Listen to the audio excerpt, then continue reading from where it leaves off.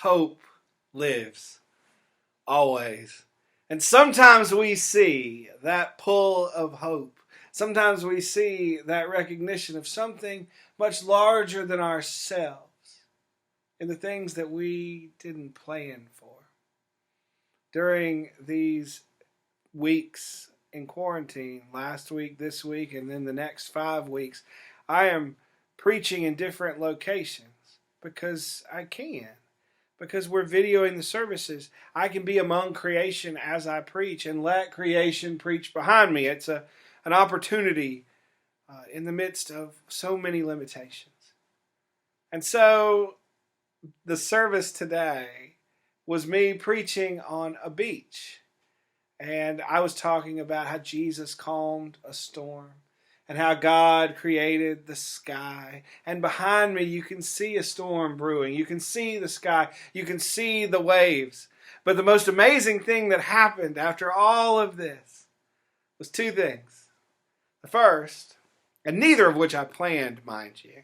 The first was the second that I was about to say amen to end a sermon where I'm standing there preaching on the beach. That's when the rain started. I didn't plan for that. But the reality was it held back just long enough for me to finish. I see that as a blessing. But the coolest thing, I didn't notice until after I reviewed the tape. I had to preach from a park bench so that I could be elevated at a certain place where all you could see was the sky and the water and not anyone walking past on the beach. And as I was up there and finished preaching, of course, I've got to somehow find a way to get down. This is the part that I didn't intend to be in the final video. This was going to be cut out. And so I hop down off this bench and I walk around it, and that was it. When I reviewed the tape, I saw that something happened in that moment.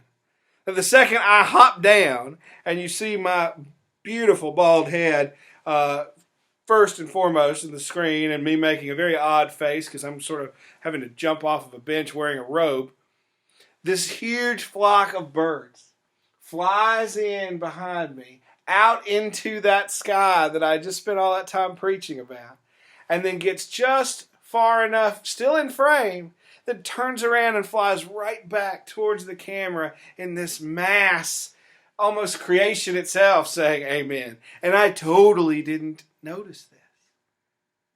When I came back and I looked at the tape, I was inspired.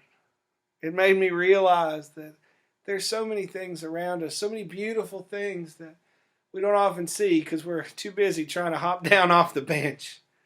And it was a reminder to me that hope lives. And so I'm going to do something today. I want to just put a clip of that right here. May we realize that when Jesus peers over that boat at the waves that scared his disciples, it is not Jesus who is afraid. It is the chaos itself. Amen.